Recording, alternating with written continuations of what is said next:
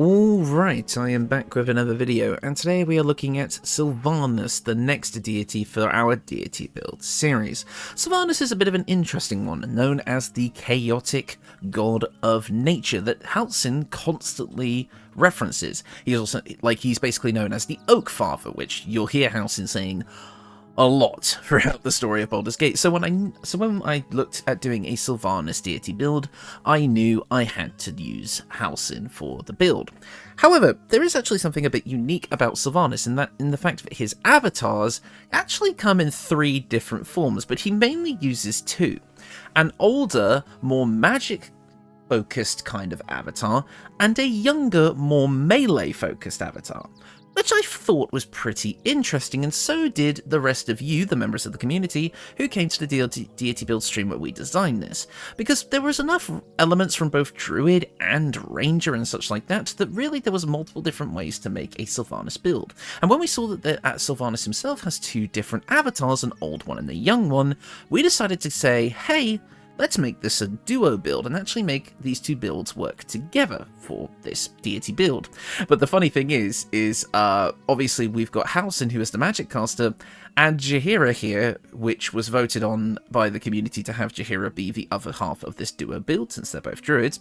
So the funny thing is Jaheira, she's the young one here, technically. Like, Halsin is actually a lot older than Jaheira, which I find kind of funny. So she's actually the young build, and Halsin is the old build. So we've got a couple of different builds here. Again, one focused on magic and one focused on melee, both kind of working based on Silvanus and the idea of, like, chaotic nature and such like that, and also kind of trying to grab some abilities that are relevant to the deity as well.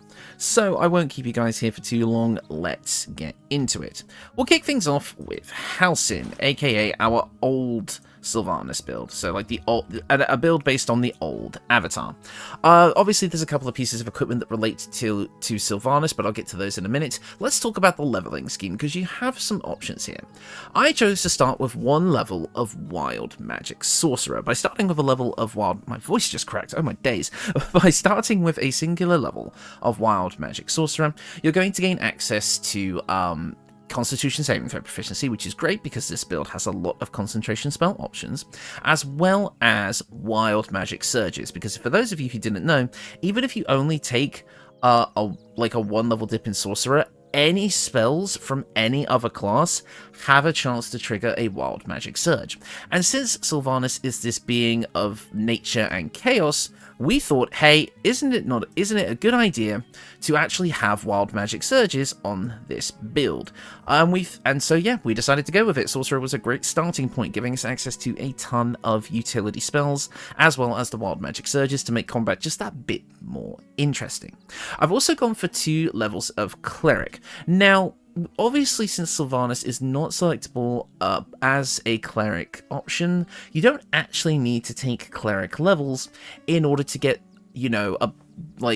stuff for Silvanus, so you don't actually need Cleric levels in this build. But I did want to go to at least level 2 of Cleric, because one of the big abilities that Silvanus is explicitly stated to have is Charm Animals and Plants, which for us is our level 2 Channel Divinity feature. I think at the very least, if you're not going to take 2 levels of Cleric though, because you can kind of take 1 or 2 levels of Nature Cleric, because that's what we took. Again, check the description in case I miss anything. I might miss a few things as I discuss the builds, because this is not my usual video format. But with 2 levels of Cleric, you get Charm Plants and Animals, as well as being able to pick up a bunch of different things from Nature Cleric as well, like extra Druid stuff, like extra cantrips and spells, and such like that. Also getting really useful spells like Sanctuary, Guidance, Thaumaturgy, all of that good stuff. Any spells that you get in Cleric are going to work with Wisdom, which synergizes well with our main class, Land Druid. Now, obviously, Halsin is normally a Moon Druid. That's kind of his whole deal. But the fun thing about actually playing with Halsin is that no matter what you choose, he will always have his wild shape Cave Bear form. And even if I'm not a Moon Druid, as long as I'm a regular Druid, I'm still going to get a lot of the benefits from kind of the Druid stuff like, you know, Wild Shape Attack and all that. So if you decide to go to level 10 of Druid, you're going to get a ton of features there.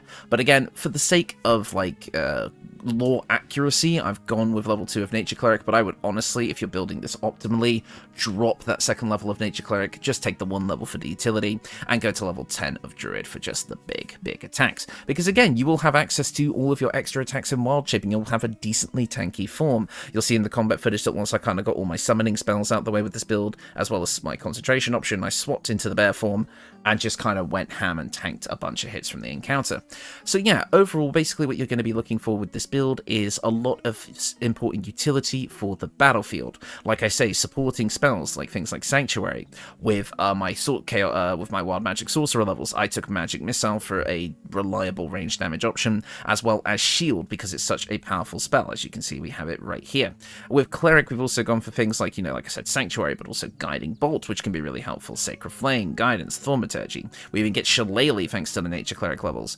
And then we get to pick extra stuff from Druid. We get like Speak with Animals, like I say, Charm of Animals and Plants. But then we also get our summoning spells from Druid as well, which is great. One of the best things about playing Druid is their summoning spells. So we're getting things like Flaming Sphere, Conjure Woodland Being. I also believe we have, where is it? Yeah, we have Grasping Vine, Conjure Elemental, Conjure Minor Elemental. You can summon a small army. Yes, that is all of the spells. And there's also a ton of great battlefield control options: Plant Growth, Spike Growth, Hold Person.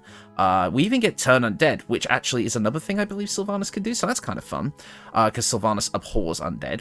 We also get Wild Shape outside of just our regular Cave Bear form, so we can still use things like the Owl Bear and such as we like, but we can always use Halsin's iconic form, which is great. And we also get a bunch of great control options thanks to our Circle of the Land kind of things here. I've gone for Arctic for Sleep, Storm, and Haste. Coast for Mirror Image and Misty Step because of the great utility that those provide. We've got 2 Underdark ones for greater invisibility, Dominate Beast, Contagion, and Cloud Kill, which are all just going to be great. And as you can see, we have our Wild Magic and Wild Strike passive features. We also get things like the ability to stride over difficult terrain without any issue, which is lovely. We just get a whole bunch of things. As for the stats, of course, I've maxed out Wisdom. I've got a decent chunk of Constitution, since we're going to be focusing on concentration saving throws when we're not in our Wild Shape form. Dexterity is a little bit on the lower side, but feel free to buff this up with equipment if you like. I've left Strength and Int at 8, and I put Charisma up to 12, just because I felt like this build needed a little bit of Charisma, as a treat. I mean, Halsin can be very charismatic in certain communities. Anyways, moving on. But yes, we have a ton of power options as well with this build. We have Insect Plague, we have Contagion, Cloud Kill, Poison Spray. We have a lot of fun offensive options here as well. Guiding Bolt especially and Magic Missile are actually both really nice on this build. I think they're like, if we're going to be taking these kind of low level dips into other classes, these are great to pick up. As well as we're going to have some great healing capabilities. We have Healing Word, which is over here for some reason. Not entirely sure why. We also have Cure Wounds and Mass Cure Wounds. You're going to have a lot to work with this build in terms of being able to heal, deal damage, fill the battlefield with summons to help support the whole team, as well as supporting yourself. Again, the combat footage, you'll see we were able to tango with a massive group of enemies, and I don't think I'll have time to show off the whole combat footage in this video, but we did actually win the encounter, which was great. And I tested this in a few different encounters, and it did work out quite well. I definitely found that early level of Sorcerer, and at least a 1 level dip into Cleric early on, really gave us a lot of utility for survivability, kind of around the 6 to 8 range as well, because Sanctuary is such an incredibly powerful spell, and I really like it. We just have a lot of offensive options. We also have natural recovery from Land Druid to get our spell slots back, which is really nice, and we get a ton of charges of that. We get 5, so we're able to recover a decent chunk of spell slots, which is just brilliant. We also have Sleet Storm and like greater invisibility, both insane control and kind of stealth options as well. We've got a bit of an infiltrator there. I think overall you're going to be quite happy with this build. It's going to play like a really good Druid spellcaster with a bit of extra bits of kit to really get that chaotic vibe, but also have great utility options. It's just a good Druid. That's just it. It's just a good Druid. But it works even better with the equipment that we have. Now, I'm going to be showing off some slightly subpar equipment here that you can change out however you like, but of course there are Silvanus lore-accurate things here, which I will show off first before we get into the rest of it. First up, the staff, the Pale Oak. Infused with Silvanus' strength, these staves are gifted to Faith Wardens who act in defense of nature. That is literally Halsin. We gain Faith Warden Stride, meaning that Druidic Vines cannot ensnare us and do not count as difficult terrain, and we can use the unique ability Faith Warden's Vines, basically allowing us to create vine surfaces that can entangle our foes. It's okay. As an early game option, it's really, really nice, and the way you get it through Halsin and Karga's questline, as well as basically just being a very on-theme start for this build. I mean, you don't necessarily need a weapon to make this build work, it's just nice to kind of have for the flavour, but honestly, once you get into the end game, you can just pick up the Mark of Heshkir, the Staff of Spell Power, the Staff of the Ram, whatever you feel like works for you, but I feel like just showing off the Pale Oak, because I probably won't ever do it again. Moving on to the other kind of Silvanus piece of kit, we have the early game option of the Oak Father's Embrace. It's literally in the name, embroidered with a simple maxim: nature is the true state of the world. These hides radiate a faint divine power, and it has quite an interesting effect. Undead creatures that hit the wearer receive 1 to 6 radiant damage. There comes Silvanus' hatred of the undead, like I said, as well, but the thing is, it comes with the caveat that beasts that hit you will deal an additional 1d6 radiant damage to you. So it basically means that it punishes you for attacking animals, but rewards you for going after the abhorrent enemies of the natural world, the undead. So I actually think, as for being on theme, it's great. As an armor piece, though, it's crap. It's got 13 AC and it's limited to +2 because it's medium armor. Are you kidding me? We're sitting at 15 AC with this build, which is not great. So, a decent piece of medium armor would not go amiss on this build, but personally, I quite like the piece of light armor known as the Armour of Landfall, which is going to keep us at 15 AC, but again, with the amount of battlefield control, the fact that we have the ability to wild shape, as well as all the other powerful utility options we have, our AC on this build doesn't actually matter that much. You'll have so many different ways of preventing yourself from getting hit or just being able to tank attacks outright that Druid just naturally comes with, but I don't think the AC is a massive concern here. I preferred getting a bit more Constitution, and there's always the argument for Dexterity versus Constitution, whereas like Dexterity reduces your chances to being hit, which is essentially kind of like having better concentration saving throws in a way, but then again, concentration saving throws just help when you actually do get hit, which will inevitably happen, so it's really a pick your poison type of situation. You mainly just want your wisdom at 20 because that is your main spellcasting modifier, and you want that spell save DC to be as high as possible. As such, that's why we've got the Hood of the Weave, which just gives you a +2 bonus to spell save DC and spell attack rolls. Again, we have some really powerful spells here that require saving throws if you want to make sure those work pretty much all the time, but a decent early game option to play on the healing aspect would be Repairer's Crown, which whenever you heal someone else, they also regain or the wearer regains an additional 1d6 hit points. So basically, whenever you heal someone, you also heal yourself, which is nice. We could all do with spreading a little bit of self-love. Not in a weird way. Anyways, but yeah, that can help out a little bit, but basically you mainly just want to upgrade to this to make your spell save DC a lot better. As for the armor, I've already gone over it. We have the Armour of the Landfall, which means we are going to have a +1 bonus to spell save DC, always nice, as well as whenever we start our turn on a plant growth surface or vine surface, so even the vines created by the Faith Warden's vines would also work here, we regain 1d6 hit points every turn, and we have advantage on Constitution saving throw checks, which is perfect, exactly what we want out of a build like this, which relies on concentration so much, as well as we also gain a usage of plant growth once per short rest without needing to spend a spell slot, so you don't even really need to take it as an actual Druid spell, you're just going to have it all the time, which leaves you room to select something else, even though Druids have prepared spells anyway, so it's not a huge deal, but I definitely think the Armour of Landfall is the best way to go.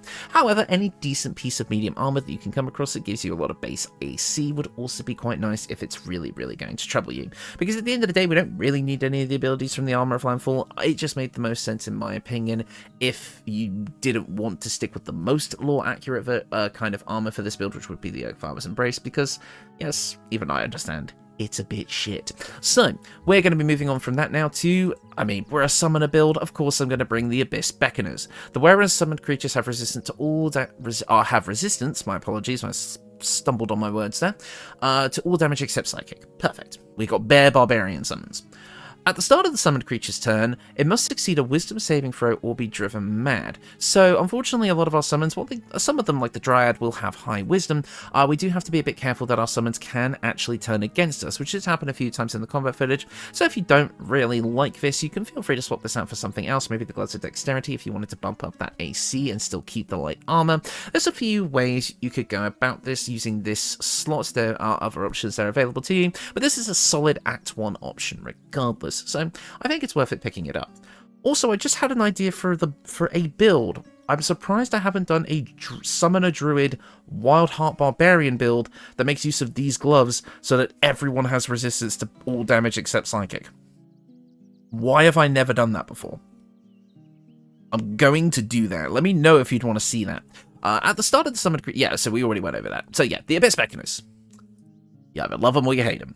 Next up, say it with me, the Disintegrating Nightwalkers. At the end of the day, we do make a lot of tricky surfaces with this build. We have the ability to make ice surfaces through ice spells if you decide to pick those up. We have Sleet Storm and such like that, but we can also grab things like Ice Storm and such, Ice Knife, and you can also create grease surfaces. And basically, in Webbed, Entangled, and Snared, we create a lot of surfaces that we ourselves want to avoid. We do avoid difficult terrain naturally through our Druid abilities at later levels. However, that's at later levels. This helps out in the early game when you're creating all of these restricted surfaces in order to control the battlefield. It also gives you a usage of Misty Step, which is great for concentration-based spellcasters. If you're trying to concentrate on a really powerful spell and you want to stay out of the line of fire, Misty Step can get you out of some sticky situations. So overall, it is my personal pick.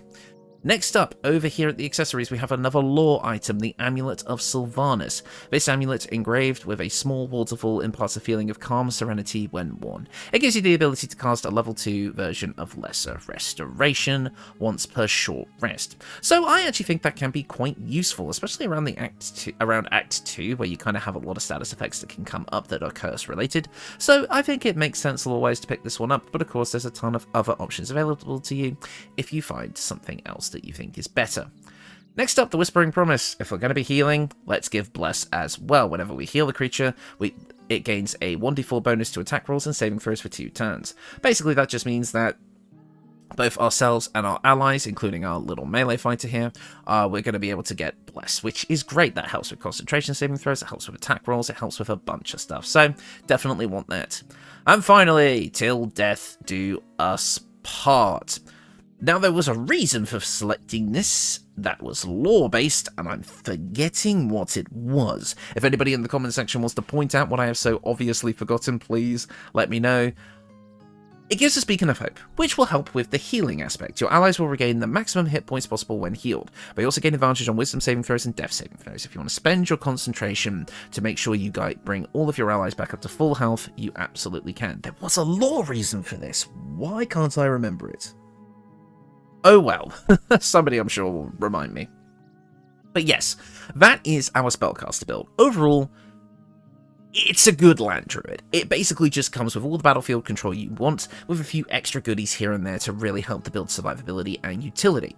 Of course, yes, some of the equipment is not optimal. You can optimize this build however you like, Mirror of Lost shenanigans, whatever have you, if you don't care about being as lore accurate as possible, but I do, because that's the whole point of the Deity build series, and I think what we've got here is a pretty solid Silvanus build. It picks up on that chaotic aspect, it leans into the fact that Halsin is a protector of nature and allows him to do all that, calling nature to his aid and using the powers of the various forces of nature to be able to dish out some hell for anybody or for any undead who are nearby. And that's the other thing, picking up those cleric levels for radiant damage and turn undead as well, it all fits with the whole thing of Silvanus. So in my opinion, this works out quite nicely. I think it fits the old avatar part of Silvanus quite well. So let's move on to the young part, and I think you guys are going to like this one because I don't think I've done this one before. We've got Gloom Stalker Ranger and Spores Druid. Originally, when I built Jaheira for her specific companion build, I deliberately avoided Spores Druid and went for land instead, because it didn't really fit the vibe. I went for a Fighter Druid, because that was, closely related to her Baldur's Gate 2 kind of loadout. And so I've decided to go for maybe the popular player choice here of making a Spores Druid. Stats are a bit better at this one. I've decided to max out Dexterity while going for an 18 in Wisdom, because we're not focused on spellcasting as much with this build. We're here to be dangerous. Now, so With this build, your whole point is being able to quickly rush into battle, deal a bunch of damage with things like Dread Ambusher, and also we're going with Belm, which is kind of Jaheira's signature weapon, getting things like the bonus action attack without needing a a dual wield option, because while you can dual wield with this build, because Fighter Ranger even does give you the 2-weapon fighting style, I decided to go against it for this build because we don't really need to dual wield. Again, this is less a Jaheira build and more of part of this Silvanus build, so I decided to include some Jaheira-esque things here and there. So if you're absolutely desperate for her to be dual wielding, because that's a whole thing, you absolutely can, but I wanted to propose something slightly different. I think because we're a frontline fighter who specifically has to deal with the Spores Druid's kind of caveat of symbiotic entity needing to keep temporary hit points, I felt like getting our AC as high as possible was actually the best way to go. So I would pair this with a shield. The best shield, in my opinion, is this one. The Adamantine Shield. It's going to prevent you from being critical hit, which is great, as well as sending opponents reeling when they attack you with a melee attack, which means they have a penalty to attack rolls, which means they're less likely to hit you on subsequent turns. Basically, this just makes it so that because we need to keep up our temporary hit points from Symbiotic Entity, of which we only have 28 because we only went to level 7 in Spores Druid, we need to kind of like be able to dodge attacks more frequently, so having a pretty solid AC of 20 is going to help with that. Speaking of, Symbiotic Entity is basically one of the main cornerstones of this build, giving us a bunch of extra temporary hit points, and while we have those hit points, we deal an additional d6 in necrotic damage with our melee attacks, as well as we can cast Halo of Spores with double damage. Halo of Spores uses our reaction to deal a lot of damage. So with this build, thanks to Belm coming with a perfectly balanced strike, allowing us to attack as a bonus action, also getting a bit of extra d4 necrotic from our equipment, we're able to deal extra necrotic damage on all of our attacks, a d6 with just Symbiotic Entity. We're able to attack twice with our main action, because of extra attack from level 5 of Ranger. We get a bonus action attack thanks to Perfectly Balanced Strike, as well as being able to do an extra 1d6 in necrotic damage with our reaction. We're able to attack quite a lot in a single turn. Thanks, and also on the first turn of combat, we'd also get an extra attack through Dread Ambusher. So that is like a lot of attacks per turn. I can't even do the math in my head today. It's a lot of attacks. And I think that's kind of worked quite well for this whole fast, quick, striking protector of nature type deal. You just rush in there, deal the damage, and get back out. And again, it's heavily necrotic themed thanks to Spores. So we got things like Bone Chill, which I'll get into in a minute because I've kind of built the playstyle around that. But we also gain some cool melee stuff. We get Ensnaring Strike, Hunter's Mark, Thunderwave. We also get Flame Blade. If you want to do some dual wielding for real, you can cast some Flame Blade. And get some Flame Blade action going on, which I think can be kind of cool, because this would also get extra necrotic damage on it. Anybody remember the Ghost Flame Blade build? Yeah, that was a while ago now. But again, I personally prefer a shield. Oh, Jaheira, where are you going? Jaheira's ran into a bush, and now I can't see where she's gone. Jaheira! Oh, okay, I've completely lost control of the camera. I had to cut the video and then... Jaheira, stand still. I don't want to look... That's a weird angle. Okay, you know what? We're in the sky. There you go. There's Jaheira. We're getting a bird's eye view. Anyways, back to what I was saying. Sorry, I had to suddenly cut the video there. So yeah, we got also a bunch of other kind of like kind of minor stuff here. We got some like whole person action going on, some little bit of control. I decided to keep Jaheira's kind of like ice theme in addition to the necrotic stuff because she gets ice spells by default. So I've got Ice Knife and Ice Storm here. Most people who played the game will remember using Jaheira's Ice Storm in Act 2. As well as we've also got Blight as well, just big necrotic damage all around the board. I've also gone for Blindness because I think that's quite efficient. We do have Wild Shape with this build as well, but I personally wouldn't recommend using it unless in a pinch, although her iconic Panther form is available to us. So you have a lot of options here. You want to tank? Wild Shape. You want to do as much damage as you can in the turn? Symbiotic Entity, go ham. And again, as I said, you can dual wield, but I do think having a shield is the better option. But even I'll agree that this doesn't feel very nature-y, the Adamantine Shield.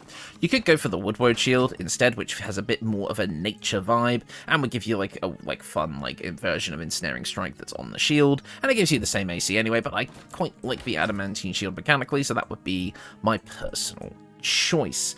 Of course, this is an Act 3 option, but you do kind of get Jaheira only in Act 3 anyway, but the original thing that she comes with, the Sylvan Scimitar, will work until you get your hands on Belm, but you pretty much can get it right away in Act 3, so it's not a huge deal. But yeah, as for the kind of stuff that we get from like Ranger and Druid that isn't just like kind of spell and main feature related, obviously with Druid we're going to get things like Favorite Enemy and like Natural Explorer and stuff like that. We get Poison Resistance. I went from Wasteland Wanderer because I felt like that made sense, but you can kind of pick whatever you like. We also have Bounty Hunter to make Ensnaring Strike a bit more effective. What else do we have here? I don't see anything specific for us here. From our main abilities, like say we get Wild Strike, so we can attack while in Wild Shape and all that sort of thing. There's a few more things we would get from Ranger, but I wasn't really too worried about like the Ranger features as much as getting like extra attack on the Gloomstalker stuff, because we do get Misty Step from Gloomstalker, which is quite nice, and we also get things like Long Strider for utility. But the main thing here was getting extra attack and Dread Ambusher. Those were kind of the big ones to really kind of get us started at the start of a fight. So let's get into the equipment. I've already gone over Belm, I've already gone over the Adamantine Shield. Let's get into the rest. First up, the Helmet of Arcane Acuity. Whenever we deal damage with a weapon attack, we gain Arcane Acuity for 2 turns. Arcane Acuity increases our attack rolls and spell difficulty class per for spells, sorry, the spell attack rolls. For every turn remaining, we get a +1, and this can stack pretty high. So basically, if we get off enough melee attacks, and remember, we can get off like 5 or 6 in like the starting round, we can just stack this up really quickly, and then all of a sudden, our things like Blight and such like that, and Bone Chill, all of our kind of spells here that have spell save DC, like Hold Person to guarantee crits, are much more likely to go off. So I think it works out quite nicely. We also have access to the Cloak of Displacement. At the beginning of the wearer's turn, the cloak activates, granting enemies disadvantage on attack rolls that target us. Again, we want to make sure that we're keeping our temporary HP around for as long as possible, so getting disadvantage on all attack rolls against us is a pretty good way of doing it. With 20 AC, you're not going to get hit by your regular attacks very often. Next up, the Armour of the Spore Keeper, which is going to give us a +1 bonus to spell save DC when dealing necrotic damage, and also, whenever we deal necrotic damage, we deal an additional 1 necrotic damage. I mean, it's the thought that counts. But the main thing we're going to get from here is Spore Sacs. When imbued by Symbiotic Entity, we can spread Bibibank Spores, which deal poison damage, Timask Spores, which deal poison damage and can befuddle creatures, which I believe has the same ability as the Confusion effect, which is why I've also taken Confusion here, as well as we do also get, where is it, I've lost it, the big one, Haste Spores, meaning that we can now haste ourselves, which is pretty good. Both this build and the other build both have haste, so they can be pretty nimble when they need to be. Next up, our gauntlets. We have the regular uncommon Dark Justicia gauntlets. These are just here to add an additional 1d4 necrotic damage to all of our attacks, making us a bit more powerful. These are not the version that you need to get by, spoilers, in 3, 2, 1, killing the Night Song. These are just some regular versions that you can find lying around. Check the wiki page linked in the description. And finally, the Boots of Persistence, giving us freedom of movement and Long Strider. So even though we don't quite reach the higher Druid levels, we can still say fuck you to any difficult terrain that either we or our enemies create, as well as giving us Long Strider by default to just give us a bit more movement speed, which is great for our run and slash playstyle. Of course, since this is a Jaheira build, I've gone with Khalid's Gift, giving us a +1 to Wisdom and making it so we cannot be cursed, and it also gives us a level 3 usage of Aid, so it's an extra free 10 HP. Because the stats basically worked out as I believe I started with a 16 in Dexterity, a 17 in Wisdom, which I didn't touch with ability score improvements, it's just bumped up with the Khalid's Gift, and a 14 in Constitution with a 10 in Intelligence. Basically, that Constitution isn't going to matter as much for us. We're mainly going to be relying on temporary HP and dodging attacks with our AC, so having HP slightly on the lower side is fine, and we're not hugely focused on concentration spells either, so it's not a big deal. I just wanted the maximum amount of weapon damage we were going to get, as well as a decent Wisdom as well, which, thanks to starting at 17, plus Khalid's Gift, we get a decent Wisdom stat regardless. But yeah, with that, the equipment's kind of finished. I've kind of gone over my justifications for the spells. So basically, the way these two builds are supposed to work together is that the spellcaster is meant, which is Halsin, is meant to exude battlefield control. The camera is fighting me. But yeah, the combat footage will be playing anyway, so I don't know why I even bother.